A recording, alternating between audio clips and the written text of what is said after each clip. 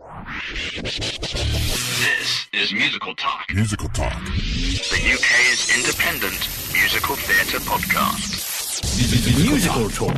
The UK independent musical theatre podcast.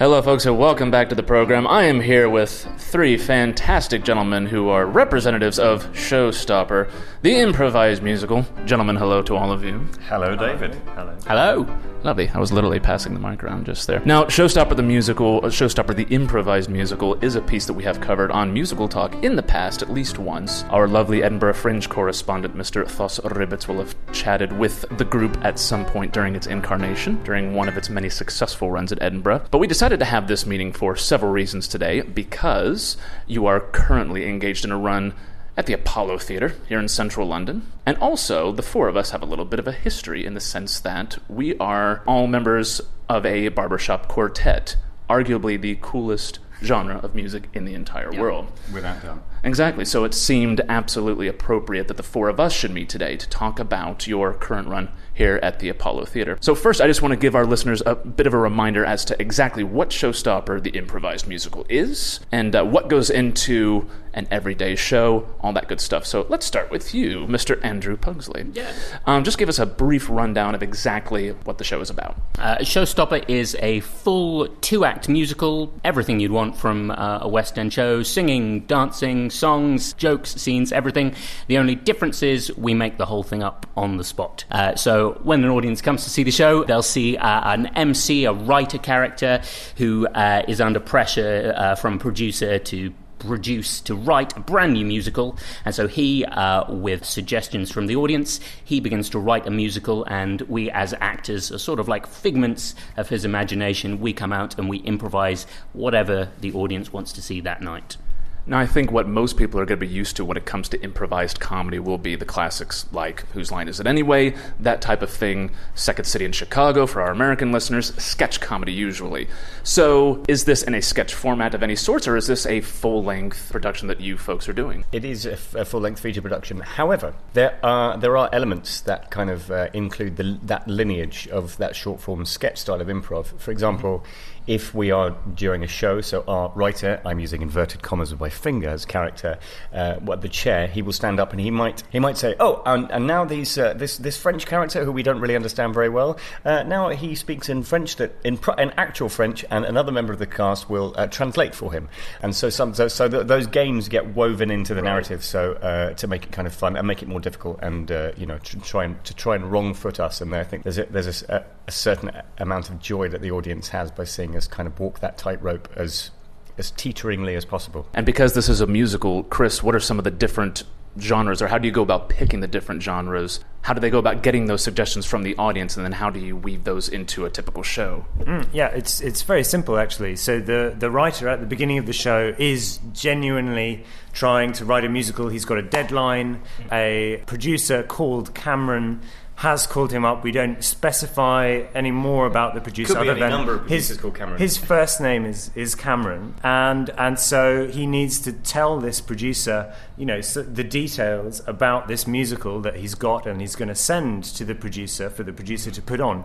And the producer asks for what's the setting, and then he asks for what does it sound like any real producer would say. Tell me what the sound of this musical is. And our writer, in inverted commas, turns to our audience for ideas, because he doesn't have any, so he says, give me some ideas of other musicals that I can tell have inspired this musical that we're creating. So it comes 100% from the audience. Anything that they shout out, we have to weave into the story musically. And we'll do that at the top of the show, but also if we need another musical style in the middle of the show, the writer can stand up and pause the action and just suddenly say, "Oh, we need something else. Give me another style." So those musical genres come at the last minute, on the drop of a hat, in the middle of the action, and that really helps the audience kind of write the show with us. So the music is completely integrated with what the audience want and what they imagine will happen to these characters. Excellent. So let's also give the listeners a bit of a rundown of the history of this group. This group has been going since its incarnation, since 2008. Yeah. Is that right? Now, which of you guys has been here the longest? Yeah. They all point to Chris. Yeah. I came on board straight after the 2-week workshop. So it was born, correct me if I'm wrong here, guys, in the sort of the mythology of how Showstopper was created. Yeah, it's a flashback sequence. We do a lot of flashback sequences in the show. So there was a 2-week workshop with Dylan Emery, Adam Megiddo, the 2 creators and directors of Showstopper, and Ken Campbell, the now deceased Ken Campbell, the great maverick, amazing person, Ken Campbell. And they wanted to answer the question, is it possible to improvise a musical? Is that even possible? Ken had found an amazing troupe of Canadian improvisers in Canada, and he wanted to play with that. So they invited a bunch of people into a room for 2 weeks, and they experimented with it. And it wasn't called Showstopper at that point. It was just an improvised musical theatre project. And then at the end of that, I'm not sure if that led to any performances, but anyway, the first performances were at the Hen and Chickens in Islington. Tiny pub theatre, black box above a pub, the most humble of beginnings. And I think I played for the very first performance. There were 2 pianists at that time, myself and James Lovelock. We shared out those first few performances, and can we remember what the show number 1 was called? Is that the Shifting Sands of Time, I think? Yeah. And then since then we've just grown and grown, and people have joined, and it's just really been a snowball. To use another Showstopper term, it's just snowballed from humble beginnings into the West End at the Apollo. Mr. Andrew Pugsley, when and how did you end up joining the group? How did that come about for you? So I've been around for about the past 6 years or so. So a couple of years after the inception of the group, I think there was a worry for a while that it was just insufficiently awesome, and I was gone aboard. No, we occasionally have auditions every now and again as the team expands, as our roster of gigs expands. Right. Then we just needed more people to fill out the squad. What we should probably explain is that we're a bit like a football team, so there is a squad of 12 of us, of which only 7 of us are on stage in any one show. So a slightly odd football team, but we're a 7-a-side football team. Is it rugby sevens? Yeah, exactly. that kind of thing. And so we have a squad of actors and a squad of musicians as well that we'll choose people from for each gig. And so every now and again we find ourselves, as we've got more gigs, sometimes we'll be doing a touring gig at the same time as one somewhere else or what have you, and as our roster of international touring has also increased, then we've just needed to add more people to that squad. And I joined 6 years ago. I think I saw the show in Edinburgh before I joined. Okay. And I was just slightly sad when I saw it that I wasn't in it. So I made it my mission to get involved, and here I am. Is that just before the Irish tour? Is that around that time? Yeah, that's right. So my first gigs with the show were, I think a week's tour around Ireland, which was great to get sort of stuck in. Yeah. And Mr. Brett, same question to you, sir. How and when did you join the group?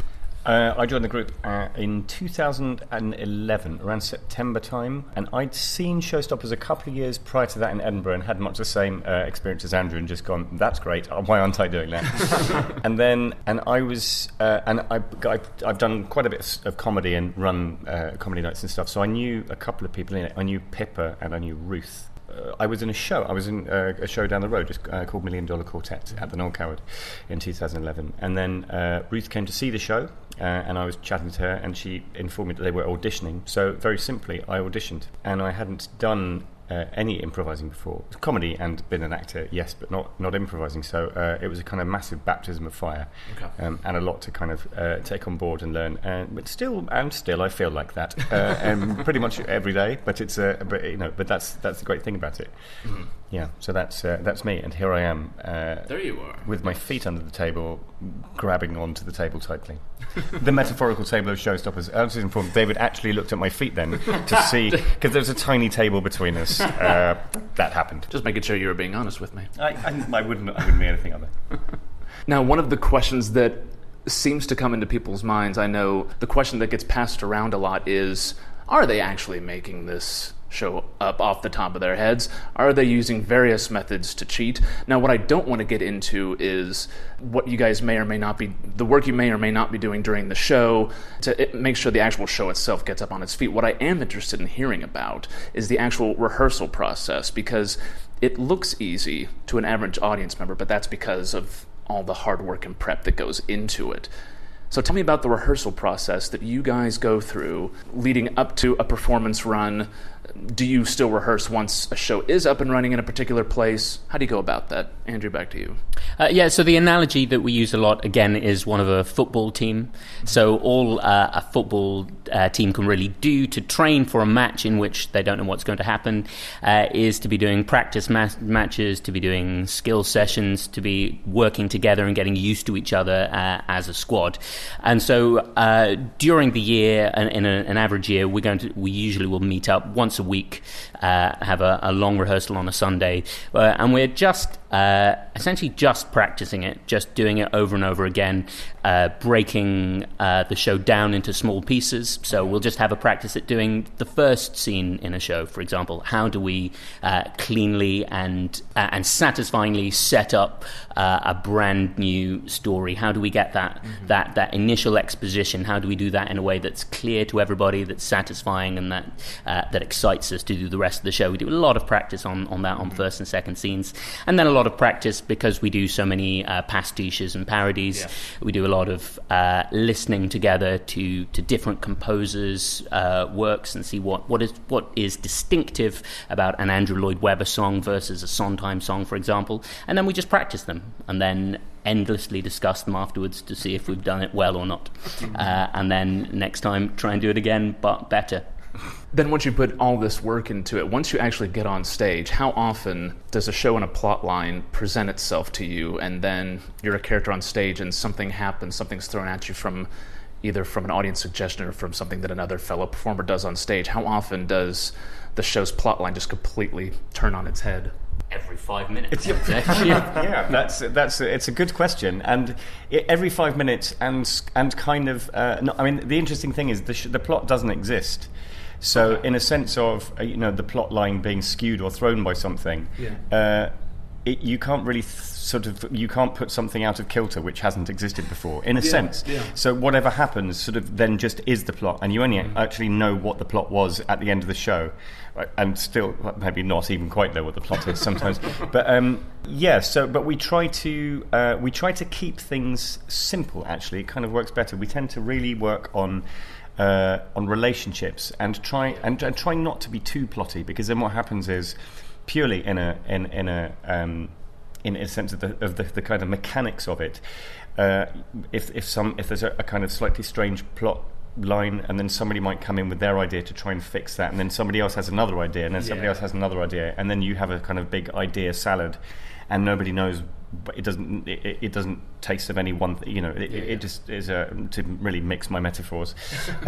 So I think kind of all the time and not at all is the nebulous yet specific answer to that question. And then, Chris, going back to the idea of the rehearsal process, how do you go about rehearsing these different genres from a musical standpoint? Because you are the clarinetist, woodwindist, piano player, all of the above. How do you approach that in the rehearsal process? Good question. So I'm the assistant MD. I MD the show with Duncan Walsh-Atkins, who's the full musical director of the show. And I think there's no easy answer to it, really. It's kind of, you just have to know musical theatre backwards, I think it's that thing of if we really want to create a show that's as good as any other show you can see on the West End, we have to know them, and we have to be as good as them, and we have to aspire to make things that are better than them. Right. And that just means knowing all of those genres, knowing all of the songs, and the whole company sort of knowing them and having a shared knowledge. And so we'll spend a lot of time just talking about musicals and going away and listening to them, and then just trying to figure out what our expectations of this musical or that musical will be. And then when we're in the show, when we're in that football match or that rugby sevens match, we're trying to kind of mash all those things together. Okay, we've got this plot line and this character, and we want to do this genre, and we just kind of throw those all in, and there's this sort of alchemical reaction which just kind of spawns something new. And I think that's what the audiences love about coming to see Showstopper, is that they see this genuine nuclear reaction of people having ideas, in the moment, and quite often, those lyrics or those melodies happen spontaneously, and you see that they see the performers, all of us together, sometimes all 10 of us on stage, all having the same idea at the same time and being amazed by seeing that, and that's a beautiful thing, and so music is no different to any, to rehearsing the plots or anything else. We just have to know our stuff and be so fluent with it. It's like learning a language. We just have to, have gotten past saying, my name is Chris and I play the piano. We have to be able to form big sentences and be really fluent with Elton John and Stephen Sondheim and Rodgers and Hammerstein. We have to be able to speak those languages that we can have proper conversations with them. There's no different kind of way of doing that just because I'm communicating at the piano or on the saxophone or on the clarinet, as to any of the guys on stage who are singing or creating words. It's the same thing. It's kind of the ultimate collaboration, really. Sure. There's that saying about musical theatre being the ultimate collaborative art. You've got the person writing the book, the person writing the lyrics, the person writing the music, and those collaborations are like being married but without the sex, is the other famous quote. And this is the ultimate collaboration. So it's even more musical theatre, but there are 10 of us doing it instead of just 2 or 3, and with the sex, and with the sex, that's the other thing. Weekly sex sessions, while discussing musical theatre. I can't wait to edit this bit. Now you guys are here in the Apollo Theatre. This is your first official West End run, is that correct? Yeah. So the show's been going on for about just shy of 8 years, but closer to 7 years now, if you started in 2008. So what was the journey like to get here? How did you guys get here? How long was this process? Who can speak to that the best? I'll start and see how we go.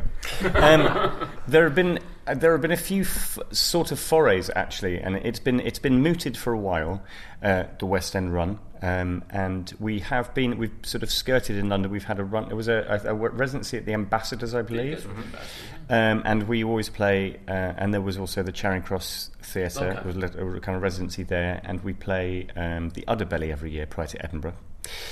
So we've kind of been in and around London, and was Trafalgar Studios as well? Or did I make that up? Trafalgar Studios. We did Criterion as well. Okay. And we should say each of these have been weekly residencies. Okay. Not a proper run. Rather than a full run, where we've been sort of trying out the waters in some ways and trying to develop enough of a following in London. As one of the nice things about our show is that we get a lot of repeat custom. By the nature of it, people can come back and see a completely different show. Right. So a lot of our work in building up the show to this point has been through doing that and trying to get a base of supporters of the show who are going to come back and see the show and give us the scope to get to a wider audience base.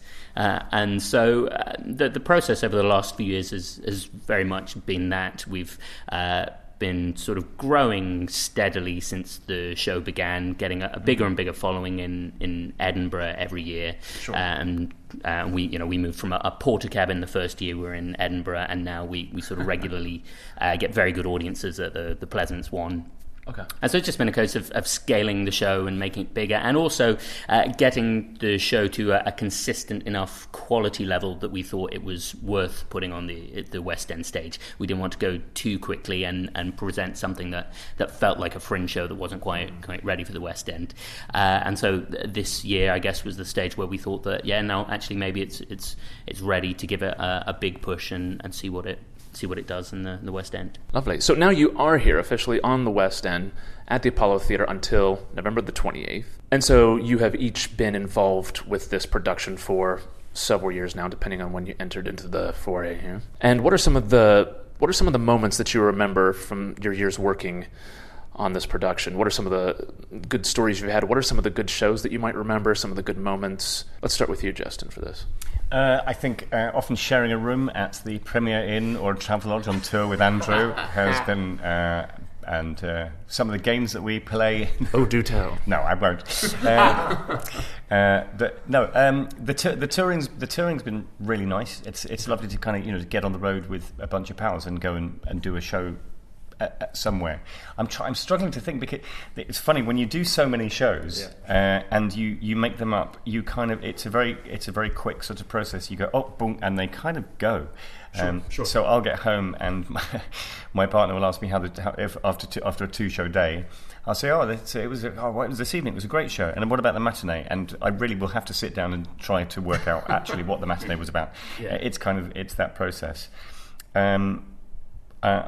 I've played Vladimir Putin several times. Have you? Yeah, and he always ends up getting naked, or at least not properly naked. But that seems to be I don't know if that's one of my favourite things, but that often happens, where he's often astride a horse and wearing very little by the end of it. Just like the real Vladimir Putin. Just like the real Vladimir Putin. So what we try to do with Showstoppers is get as close to reality as much as we can. Chris, what about you? Yeah, I definitely agree. I think after doing 600 and something shows, your brain kind of learns that this is, a premiere and a derriere, as Impropera, another improvised show who improvised an opera. They say that every show is a premiere and a derriere, which means that it's the first time it will ever be seen and it's the last time it will ever be seen, and that's the beauty of this kind of spontaneous art form that we all work in. And your brain kind of learns that actually just, we did that show and now let's do the next one. However, there have been so many brilliant shows, after 600 it's hard to even, remember those. But I always remember, I think with improvisers it's often quite common that the first bits of work you do stay in your mind. Okay, it's just kind of, you're stepping into this new kind of way of performing. I remember the very first improvised song I ever did in front of an audience was at Grand Theft Impro, which is a great short form night on Thursday nights at the Wheat Sheaf on Rathbone Place. If you want to get your short form fix when you've seen Showstopper 5 times and want to explore into the niches of improvisation, I played my first improv show at that show, and it was around Christmas, and we improvised a kind of Beatles song, I think, about Santa Claus. I still kind of I think it was in G major, but this was back in Christmas 2006. So it's funny how those first things stay with you. It's impressive, and I always remember quite early on in Showstopper we did some shows at the Greenwich Theatre. Okay. And I remember there was a show called Find Me in the Darkness. And it was really magical. I remember, I think we had a kind of rocket scientist, and there was I just remember being in the second scene, and it turned out that we didn't know what that title meant yet, but someone had shouted out, and the audience thought that it sounded really evocative. So we went with it, and I remember in the second scene we realised that this rocket scientist had sent his wife out into outer space, and he thought that he'd lost her forever. But then in the second scene there was a twist where it turned out that there was a bleep on a radar or something, and it was the same signature from her rocket ship that had launched 10 years ago. And I remember thinking, when you have a kind of light bulb moment, I kind of remember thinking, this is a really, really good story. I mean, we'd done great shows by that point, and we all knew that there was something special about it. But, this was kind of one of those moments when you went, wow, like, I kind of want someone to write this down, or just, it was just such a magical moment. So there's not a musical recollection, but I just remember just being so inspired by that little twist that happened in the story at that moment. I also remember, but maybe you guys can help me. There was it Hobknocker? Hobknocker Prom. I wasn't in that show, so I don't know it. But it is one of the much talked about Showstopper highlights. I think it was Superhero. No, was that? No. That was Flying Without Wings. Yes. Was the a reunion at a high school for superheroes. Yeah, which is a lovely story. Very good. Yeah.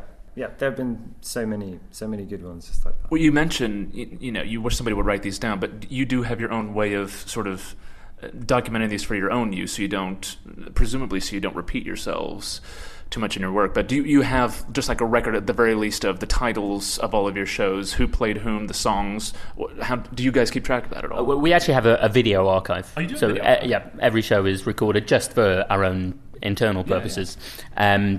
Yes, so we've got, which is now stupidly big, has, nearly, not quite every show that we've ever done, but getting on for a good 600 shows, which we then watch back and work out, see the moments where, our improvisation can use some improvement, see the moments where our staging looked particularly effective or where we can have improvements, the moments.